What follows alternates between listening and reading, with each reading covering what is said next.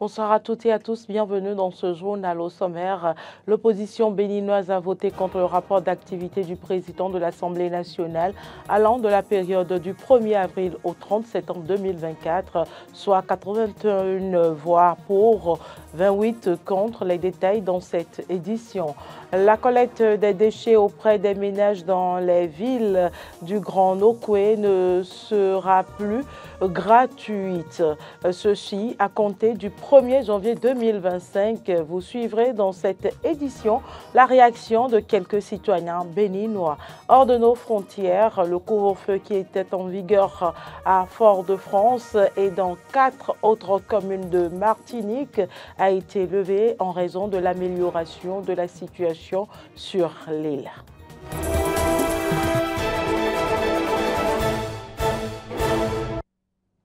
Merci de votre fidélité. Je l'annonçais dans les titres, 81 voix pour, 28 contre. C'est le résultat du vote relatif à l'examen du rapport d'activité du président de l'Assemblée nationale allant de la période du 1er avril au 30 septembre 2024. C'était hier à l'hémicycle à Porto Novo. Prince Martial Agboliago pour les détails.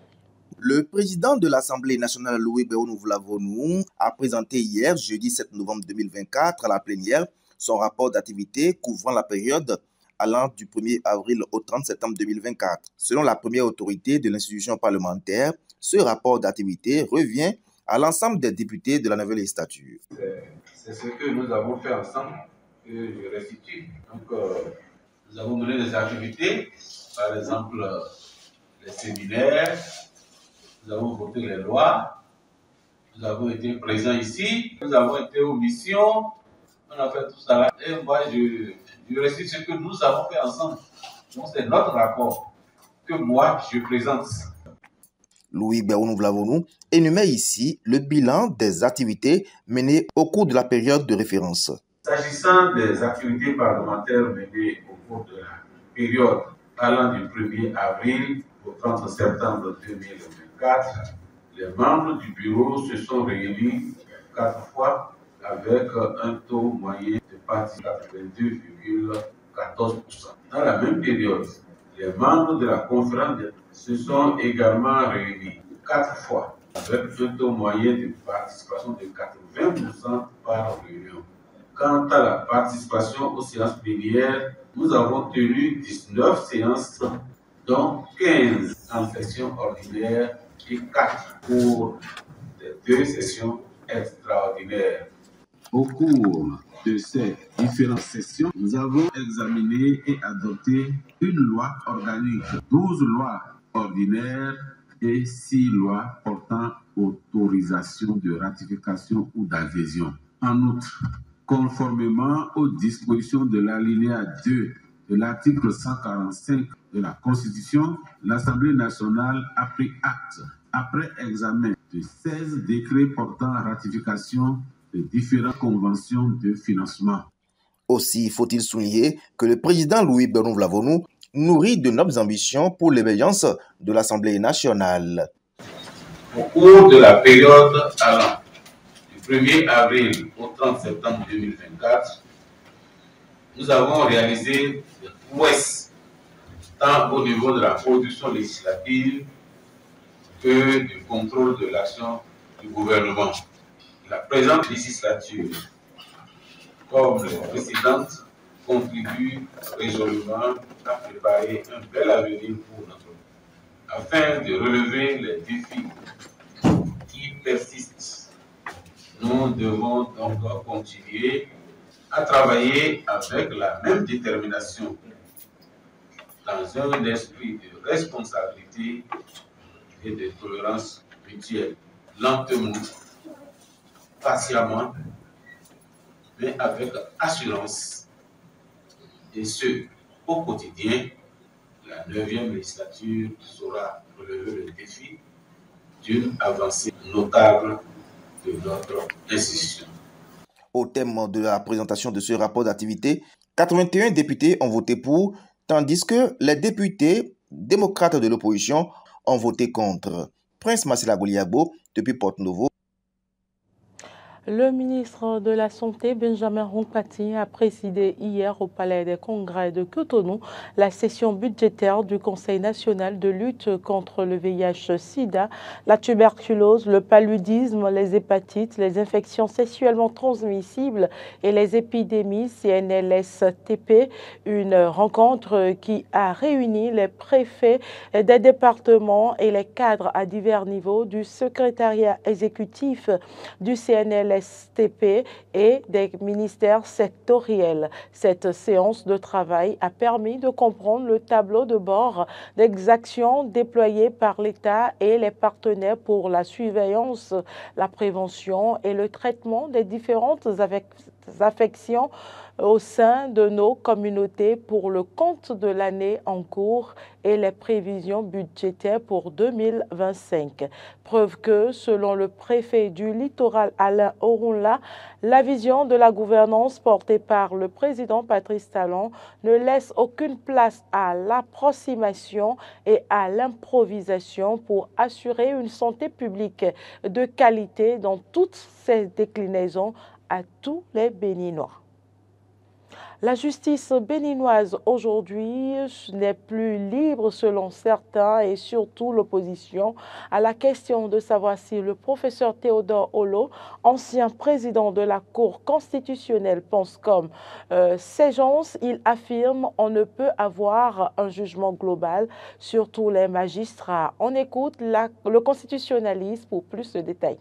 On ne peut pas dire globalement que la justice est aux ordres ou qu'elle est indépendante si on n'a pas d'éléments concrets par rapport à une décision ou à des décisions qui prouvent que le droit n'a pas été dit. Et là, c'est le commentaire d'arrêt. Tout étudiant est à même de pouvoir faire ce constat et ce commentaire. Il appartient maintenant à chacun d'apprécier la qualité des décisions. On ne peut pas avoir un jugement global sur tous les magistrats. Seul le procureur, dans ses réquisitions, à mon avis, et dans ses écrits, est lié par les instructions du garde des Sceaux. Mais dans ses propos, il est libre de donner son point de vue. Je crois que c'est le commentaire d'arrêt, c'est le commentaire des décisions de justice qui permettra de mettre en exergue si dans tel cas, le droit a été effectivement dit. À compter du 1er janvier 2025, la collecte des déchets auprès des ménages dans les villes du Grand Nokoué sera désormais payante. Après 4 ans de gratuité, le gouvernement a fixé des redevances auxquelles les prestations de la Société de gestion des déchets et de salubrité SGDS seront facturés. Le coût de la prestation sera directement inclus dans les factures d'eau et d'électricité, précise la SGDS. Suivez ici les réactions de quelques citoyens.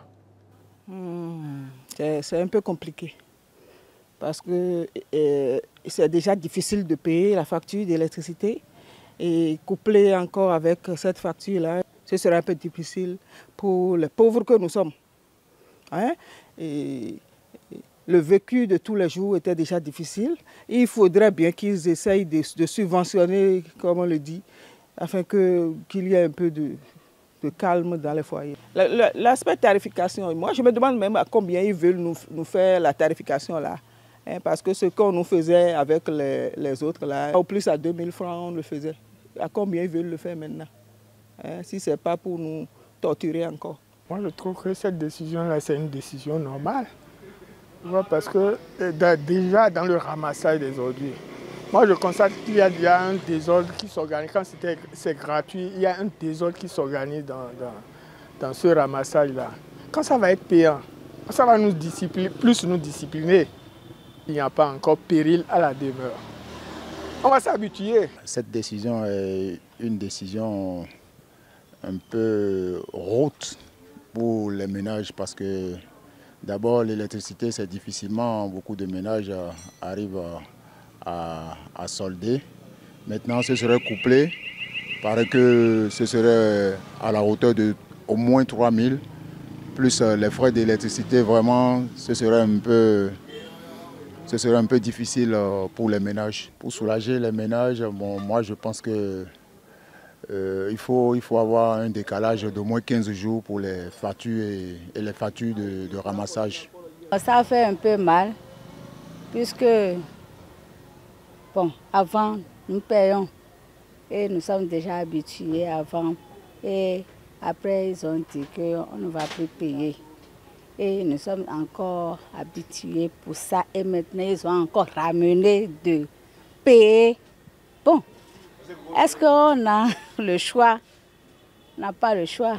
Voilà que le frais d'électricité qui viennent avant là, pour payer même là, c'est difficile pour nos maris. S'ils peuvent encore nous laisser un peu le temps. Pas pour tout près ici, janvier, mois de janvier, ça serait bon. Dans ce couplage-là, c'est ça que je ne comprends pas. Tout le monde ne paie pas les frais d'électricité. Certains font le prépayé. Je suis sûr qu'il doit y avoir de bonnes raisons pour que le gouvernement prenne cette décision. Et quand le gouvernement a décidé que ce paiement n'est plus loué, je sais le soulagement que ça nous a apporté. S'ils peuvent encore revenir sur leur décision. À mon avis, c'est mieux d'envoyer des avis séparément. Parce que quand ils vont coupler ça avec la facture d'électricité, déjà, la facture, on n'arrive pas à payer et les gens viennent couper. Sincèrement, ils n'ont qu'à s'asseoir et réfléchir à comment faire pour régler cette affaire-là à part, comme cela se faisait avant. Là, on aura ça dans la tête pour savoir qu'à telle date, on aura les factures d'ordures, les factures d'électricité et factures d'eau. Actualité en dehors du Bénin, le couvre-feu de minuit à 5 heures qui était toujours en vigueur à Fort-de-France et dans 4 autres communes de Martinique a été levé en raison de l'amélioration de la situation sur l'île ainsi que l'ensemble des mesures de police administrative appliquées depuis plusieurs semaines. Suivez plutôt. Aujourd'hui, en France, il y a une méconnaissance de ce qu'on appelle les Outre-mer, qui sont les pays des océans, les anciennes colonies que nous sommes. En effet, on ne sait pas, par exemple, que l'argent qu'on dépense pour la Corse, qui est tout près de la France, c'est 300 millions pour la continuité territoriale, c'est-à-dire pour le transport des personnes et des marchandises. Alors que pour nous, pour la même population ici en Martinique, on ne touche même pas 10 millions. Donc, entre 300 millions et 10 millions, on voit bien qu'il y a de quoi nourrir le sentiment d'inégalité. Et cette inégalité se renforce lorsque l'État sert une prime de vie chère à ses fonctionnaires, mais que pour ce qui est des personnes qui vivent des minima sociaux ou des salariés du privé, l'État ne donne rien. Ce qui nourrit une pauvreté incroyable qui touche près de la moitié de la population. Alors, que faire? Quelle solution proposer pour lutter contre la pauvreté? Il faut de l'argent, nécessairement, il faut du travail. Et aujourd'hui, on s'oriente plutôt vers des lois sociales, des lois économiques d'austérité, où on va faire des économies encore et encore, où nos collectivités vont toucher moins d'argent dans leurs dotations, où les sommes allouées au ministère de l'Outre-mer vont être diminuées. Donc, on a vraiment le sentiment qu'en France, on fait le contraire de ce qu'il faut. C'est tout pour cette édition. Merci pour l'attention. Bonsoir chez vous.